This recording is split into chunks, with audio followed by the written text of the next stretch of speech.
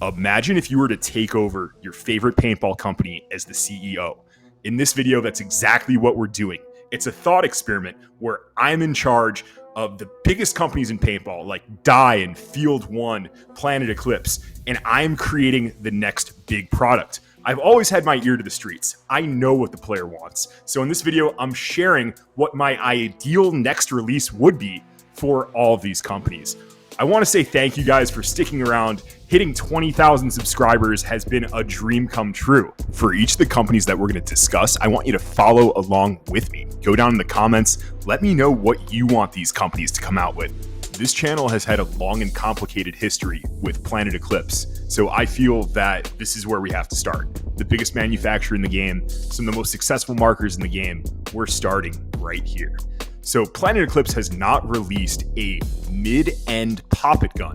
A poppet gun is where you can see the bolt move back and forth on top. We're talking the E-Tech line. The last incarnation of the E-Tech was somehow 2014. And in 1 year, it's going to be 10 years since Planet Eclipse released a mid-end poppet gun. So for Eclipse, if you're going to go mid-end or lower end, you're looking Gamma Core spool valve. And admittedly, Eclipse has a lot of different flavors of those mid-end spoolies out there.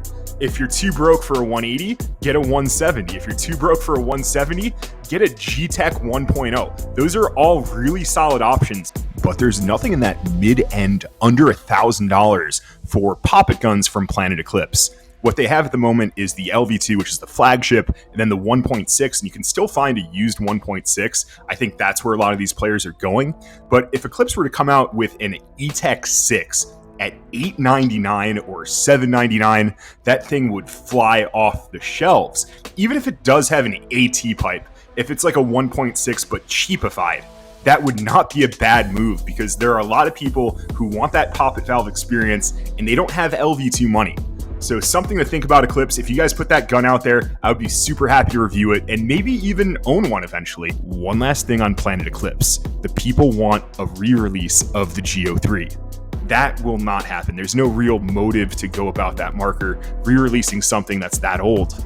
But people, the GO3 Foundation, myself, we love that platform. And those markers just aren't going to go away. You look at what real divisional heavy hitters are shooting when they have a choice, it's the GO3. Nothing smaller, lighter, feels better. That is Eclipse's best gun, and it forever will be. If I'm in charge of JT, I'm going to make one simple move, and it's going to make everybody happy.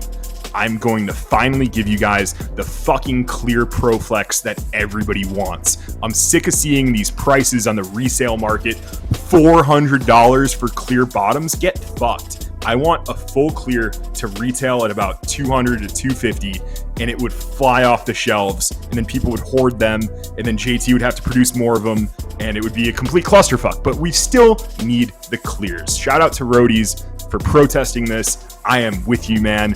One beer a day until we get the clears. Beers for clears. JT needs to pull the fucking Triad off the market. The thing does not work. It doesn't feed a consistent 10.5. It has shitty battery connections that fucking fall apart. Dude, enough with this Halo B bullshit too. Like, how are we using Halo Bs this year? No way. JT needs to go back to the drawing board, or maybe just not even release a loader at all. The next company that we're going to tackle is Shocker and LUXE. These guys are one entity. I say that they're together. The internals of the Shocker amp are basically the LUXE X, so they're one and the same. Now, I want to see a new LUXE that comes out that looks physically distinct from the last three guns that they've put out. The LUXE X, the LUXE TM40, and the LUXE Ice, they're virtually indistinguishable. You cannot tell which marker is which, and that kind of grinds my gears. You see me get on Eclipse for lazy milling, and then they did the 180, and it looks great. So LUXE needs to step up their milling for their new LUXE, which will come out at World Cup. I am positive on that one. When LUXE first hit the scene, their markers were a continuation of the Shocker SFT and NXT. Great guns, classics. And they had airy, quiet sound signatures. You couldn't even feel them move when they shoot. But more recently with the LUXE X and the LUXE TM, we're getting a knockoff Gamma Core. And I'm not about the Gamma Core shot for these Luxes. I want Luxes to feel like the OG Luxes. So for this new release that's coming at Cup, I want them to go back to that OG shot quality, the OG sound signature, but modernize that with new generation efficiency and new generation reliability. I want Luxe to continue on with what they're known for. I know they don't deviate too far away from what their platform is, but give us some fresh milling. Mill that marker for the standard release, and then also get that core back to the OG balanced spool. It's been quite a while since we've seen an Impulse on the market. The last release was the JT version. It had hoses, it was clanky and loud, and nobody really liked it. That thing was a flop. But there was another Impulse, a DLX / Smart Parts / Shocker Paintball Impulse that was promising. It was hoseless, it had low pressure operation, but there were big reliability issues, and that marker also flopped. So 0 for 2 on modern Impulses. What if the third time is a charm and Shocker Paintball puts out a poppet valve marker to compete with the LV2 and the 1.6? But the Impulse was always like a mid-end, upper mid-end that kind of encroached on the high end. So if they come out with this new generation Impulse and they price it at $999, doesn't that sound like an LV2 killer? It does to me. I'm not sure they still own the rights to that namesake, but if they did, Shocker Paintball could revive the Impulse, and that would be a banger. Dye should reinvigorate the Proto Matrix line. What ended up happening with these markers was that the mid-end Proto Matrix started to step on the toes of the high-end Dye Matrix. So Dye scrapped it. And right now we have the Dye Rise, which is pretty good, and then the DSR Plus, which is $1,000, but it's wonderful, a great seller, great shooter. What's in the middle? So if Dye comes back with the Proto Matrix, I would want it to have an LPR. I would want it to be hoseless, and I'd want it to be in that $799 to like $899 price point. A little bit cheaper than the DSR, but more expensive than the Dye Rise. The mid-end Proto guns used to shoot so smooth. I want a classic Dye shot quality. I want that classic UL frame. Bring that stuff back. Bring the Dye UL barrels from the high end, and you have a winner that some people who just can't afford the DSR Plus, they would gravitate to the Proto Matrix 24. PM24 is on my dream gun wish list. I'm not sure if Dye would do it because it may even cannibalize on the DSR sales, but I want that classic Matrix, that thuck, that really awesome sound signature, shot quality, and hey, let's get the efficiency up. Let's make the ergonomics a little bit more spread out, no hoses, but give us like a PM8 without hoses and maybe a little bit more stretched out. That would be a winner even in 2023, 2024. I was convinced that Field 1 and Dynasty were going to release a marker that pays homage to the milling of the old school Dynasty Shockers, because Bob Long was known for his milling. Every platform that Bob Long released, there would be so many different flavors of milling. So go back to like the alias, right? You can get the dark alias, you can get the Ripper alias, the Naughty Dogs alias, the A-Bomb alias. That thing is a beauty. Who knows what an A-Bomb looks like? So Field 1 taking over Bob Long and continuing that legacy, they have neglected to put out all of those different flavors of milling. Now, I can confirm a prototype of the Dynasty Force does exist in the Field 1 office. I know about it, but I don't think that's coming to market.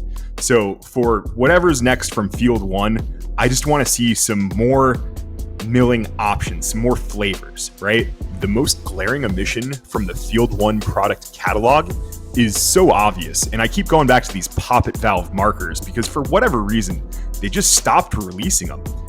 Field 1 has not put out a successor to the Bob Long G6R. And what's even more wild is that in 2023, you're seeing people still use the G6R platform because it's amazing. It's incredibly efficient. It's lightweight. It's reliable. So the Field 1 G6R, where is it? Where's the G7X? Bob Long Field 1, they are nothing without the poppet valve that made them famous. You think of Bob Long, you think of the Timmy. So where's that next generation Intimidator? It's such a glaring omission, and I've heard rumors and grumblings that they're working on it, but first they need to fill all the force orders. I think everybody who wants a force at this point has a force. So it's time for the boys at Field 1 to move on and start developing that Timmy. Take real steps to getting us another Intimidator. We all want it. There's so few options for poppet valves on the market. This thing is gonna sell. And you know what you gotta do? You gotta bring back that Dynasty Dragon milling.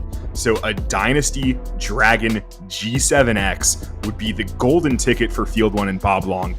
I would want one. Everybody would want one. That's just such a slam dunk, and we haven't seen it yet, and it breaks my heart. I know you guys are going to listen to this, so if you're out there, man, give us the Timmy. Thank you for rocking with me this far into the video. It means a lot that you guys continue to watch my shit after all these years. I'm really more motivated to keep putting out content when I see those numbers go up, when I see the subscribers going up, and hitting 20K has kind of lit a fire under my ass not to back down. The mainstream paintball media, the industry old heads, they're gonna diss me. They're gonna try and put me down and delegitimize my work.